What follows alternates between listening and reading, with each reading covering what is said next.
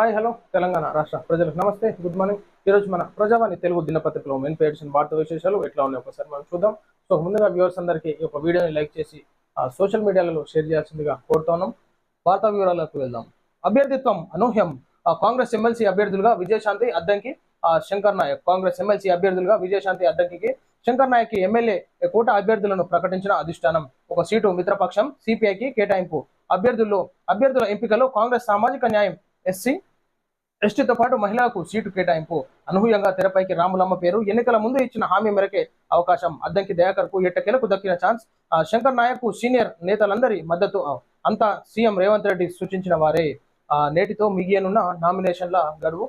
So మరి మన రాములమ్మ ఏదైతే విజయశాంతి గారు ఉన్నారో ఎన్నికల ప్రచారంలో మరి అందరితో నాయకులతో మరి ప్రచార కార్యక్రమంలో పాల్గొనడం జరిగింది. సో ఎమ్మెల్యే కోటాలో భాగంగా ఎమ్మెల్సీ అభ్యర్థులను మరి ఫైనలైజ్ చేసిన రేవంత్ రెడ్డి గారు. సో ఖచ్చితంగా మరి ప్రజలు ఏ విధంగా మన విజయశాంతిని మరి గెలిపిస్తారో చూడాల్సిందే.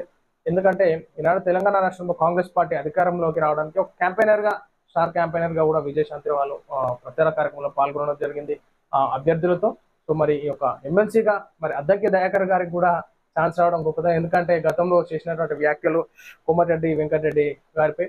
సో ఇన్ని రోజులుగా మరి ఏం జరిగింది అంతర్గతంగా కానీ సో ఇటకేలకైతే మరి బీసీ ప్రజలకి అన్యాయం చేస్తున్నాము. సో మరి అద్దంకి దయాకర్కి కూడా ఎంతో మటుకు ప్రెజర్ వచ్చింది తన పైన. మరి రాజకీయంగా కక్ష కట్టే విధం కోమటిరెడ్డి వెంకటరెడ్డి గారు, రాజగోపాల్ రెడ్డి గారు చేస్తున్నారని సో ప్రజల తరఫున కూడా వాయిస్లో బయటలో రేవంత్ రెడ్డి గారు చూసి ఉండొచ్చు. ఎందుకంటే అద్దంకి దయాకర్ని కూడా మరి మనం ఏ విధంగా ముందుకు తీసుకురావాలంటే మరి దీంట్లో కసరత్తు జరుగుండొచ్చు. సో ఈనాడు బీసీ ప్రజలు మైనస్ అవుతారు. మరి అద్దంకి దయాకర్ తరఫున కూడా ఏమన్నా ఇది జరిగితే ఖచ్చితంగా ఆ ఓటర్ల సంఖ్య కూడా మనకు తగ్గేటటువంటి ఛాన్స్ ఉంటుంది అన్నట్టుగా కూడా ఆలోచించవచ్చు. ఇటకేలకు అద్దంకి దయాకర్కి అయితే మరి ఎమ్మెల్సీ టికెట్ ఇవ్వడం చాలా సంతోషం. పురిటిలోనే గొంతు నొక్కేస్తారా? నేతన్నలకు 1,00,000 రుణమాఫీ. బీసీలకు 42% రిజర్వేషన్లు సాధించి చూపిస్తాం. వారి అభ్యున్నతికి కాంగ్రెస్ కట్టుబడి పనిచేస్తుంది. బీసీ రిజర్వేషన్ల పెంపు మోడీ మెడకు కత్తిలా చుట్టుకోవడం ఖాయం. అన్ని తెలిసే బీఆర్ఎస్ బీజేపీ ఉద్దేశపూర్వక విమర్శలు. విపక్షాల తీరుపై సీఎం రేవంత్ రెడ్డి ఆగ్రహం. మీరు 10% ఉన్న 10% రిజర్వేషన్ ఉంటుంది, మాకేమో 54%, 60% వరకు మరి కులగణన కరెక్ట్ చేయలేదు కాబట్టి మాకున్నటువంటి రిజర్వేషన్ ప్రకారంగా 54%, 60% వరకు ఉన్నటువంటి మరి బీసీలకేమో 42% ఎట్లా రేవంత్ రెడ్డి గారు? మరి మీరు తగ్గించుకొని బీసీ ప్రజలకు ఇస్తే బాగుంటుంది కదా అదే రిజర్వేషన్. మీ ప్రజలకేమో టోటల్ కడుపు నిండాలి, మిగతా కూడా ఏమన్నా కానీ అనమాట. అట్లుంది ముచ్చట. బీసీలకు 42% రిజర్వేషన్లు అమలు కాకుండా కుట్రలు జరుగుతున్నాయని, వీటిని బీసీ సమాజం తిప్పికొట్టాలని ముఖ్యమంత్రి రేవంత్ రెడ్డి అన్నారు. రాహుల్ గాంధీ పిలుపు మేరకు రాష్ట్రంలో కులగణన నిర్వహించిన అసెంబ్లీలో తీర్మానం చేశామని, దీంతో ప్రధాని నరేంద్ర మోడీ మెడపై కత్తి వేలాడుతున్నదని గమనించి బీజేపీ బీఆర్ఎస్ గోలు పెడుతున్నాయని చెప్పారు.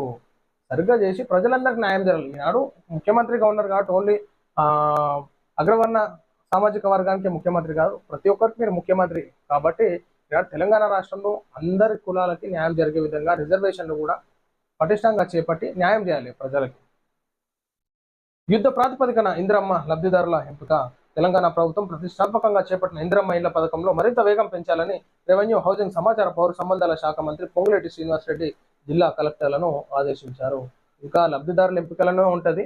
ఇది మొత్తం అయ్యే వరకు కొద్దో గొప్ప లాస్ట్ ఎలక్షన్స్ టైం వరకు కొన్ని ఇచ్చి ఓపెన్ చేస్తారు, కొన్ని ఉన్నాయి మళ్ళీ ఇస్తామంటారు. ఎందుకంటే ఓట్లు పడాలి కదా ప్రజలే, అదే కథ ఉంటుంది. 11న బీఆర్ఎస్ ఎమ్మెల్యేలతో మాజీ సీఎం కేసీఆర్ భేటీ. బీఆర్ఎస్ పార్టీ తాజా కీలక ప్రకటన చేసింది. అసెంబ్లీలో బడ్జెట్ సమావేశం నేపథ్యంలో ఈ నెల 11వ తేదీ మంగళవారం మధ్యాహ్నం 1 గంటకు బీఆర్ఎస్ శాసనసభ పక్ష సమావేశం నిర్వహించనున్నట్లు తెలిపింది. బీఆర్ఎస్ ఎమ్మెల్యేలతో మరి కూర్చొని, ముఖ్య నాయకులతో కూర్చొని చర్చించి ఏ విధమైనటువంటి ప్రోగ్రామ్తో మనం ముందుకెళ్లాలో తెలంగాణలో మరి ఉన్నటువంటి బీఆర్ఎస్ నాయకులు దిశానిర్దేశం చేసేటటువంటి ఆస్కారం అక్కడ మనం చూడవచ్చు. ఎస్ఎల్బిసి టనల్లో మృతదేహం గుర్తింపు. ఎస్ఎల్బిసి టనల్లో గల్లంతైన కార్మికుల జాడ కోసం 16వ రోజు రెస్క్యూ ఆపరేషన్ నిర్విరామంగా కొనసాగుతుంది. జీపీఆర్ కేరళ నుంచి వచ్చిన కేడావర్ డాగ్స్ గుర్తించిన ప్రదేశాల్లో కూలీల ఆచూకీ కోసం తవ్వకాలు ముమ్మరం చేశారు. ఈ క్రమంలోనే కీలక పరిణామం చోటు చేసుకుంది. ఏదైతే ఒక మృతదేహం దొరికిందో, ఏదైతే ఇంజనీర్ అన్నట్టుగా గుర్తించడం జరిగింది, ఆయన చేతికి కడియం ఉండడంతో సో తను ఇంజనీర్ అన్నట్టుగా గుర్తించి మరి హాస్పిటల్కి తరలించి దాని యొక్క పూర్తి అవశేషాలను క్లారిటీ తీసుకొని DNA పరీక్షలను ఏదైనా చేసి పోస్ట్ మార్టం కానీ మరి దానికి ఏ విధంగా చేస్తారో చేసేసి కుటుంబ సభ్యులకు అప్పగించేటటువంటి సందర్భాన్ని మనం అక్కడ చూడొచ్చు. సో ఇతర వేరే మృతదేహాల గురించి కూడా ఇంకా టీమ్స్ కూడా బాగా కష్టపడి పని చేస్తా ఉన్నాయి. త్వరగా పూర్తి చేసి వారి యొక్క బాడీస్ ని కూడా కుటుంబ సభ్యులకు ఇవ్వాల్సింది అనుకుంటున్నాను. భారత్ ఆ విషయంలో చాలా గొప్పది. ప్రధాని మోడీ వన్య ప్రాణుల సంరక్షణలో భారతదేశం ఎల్లప్పుడూ ముందుంటుందని ప్రధాని నరేంద్ర మోడీ అన్నారు. మధ్యప్రదేశ్ రాష్ట్రంలోని మాధవ్ నేషనల్ పార్కును టైగర్ రిజర్వ్ జోన్ చేయడంపై ప్రధాని స్పందించారు. ఈ సందర్భంగా జంతు ప్రేమికులకు ఇదో శుభవార్త అని ఆయన చెప్పుకొచ్చారు.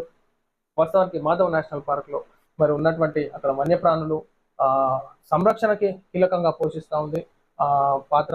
ఏదైతే ఖచ్చితంగా మనం ఈనాడు వన్యప్రాణులను కాపాడుకోవాలి, ఫారెస్ట్లని కాపాడుకోవాలి, అదే విధంగా పొల్యూషన్ ని కూడా కంట్రోల్ చేయాలని నరేంద్ర మోడీ గారు చెప్పడం జరిగింది. సో చాలా సంతోషకరం.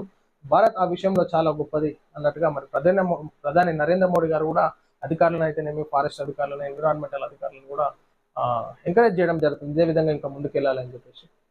సో ఇది ప్రజలారా మనం చూస్తాం ఈరోజు ప్రజావాణి తెలుగు దినపత్రికలోని మెయిన్ పేజ్ అండ్ వార్తా విశేషాలు. సో దయచేసి అందరూ ఇక్కడ చూడొచ్చు. వాంటెడ్ రిపోర్టర్స్ తెలుగు రాష్ట్రాల్లో దిగ్విజయంగా నడుపుతున్న ప్రజావాణి దినపత్రిక మరియు ప్రజావాణి ఛానల్ నందు పనిచేయటకు జిల్లాలు, మండలాల వారిగా విలేకరులు కావాలను. కొత్త వారికి అవకాశం, అనుభవం కల వారికి ప్రాధాన్యత. 9550072051 9440032006 కి సంప్రదించి ఇంట్రెస్టెడ్ ఉన్న రిపోర్టర్స్ కాంటాక్ట్ చేయగలరని చెప్పేసి మనం. సో ఇది ప్రజలను మనం చూస్తున్నాం ఈరోజు మన ప్రజావాణి తెలుగు దినపత్రికలోని మెయిన్ పేజ్ అండ్ వార్తా విశేషాలు. అందరికీ